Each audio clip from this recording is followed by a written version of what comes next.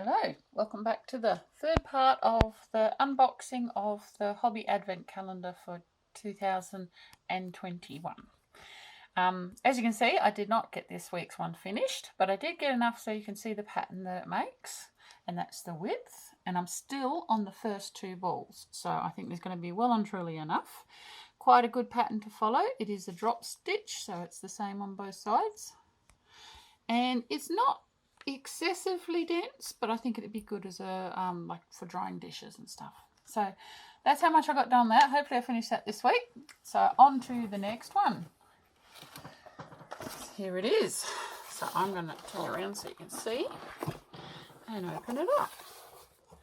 First thing we have, this is the link sheet for this week's pattern.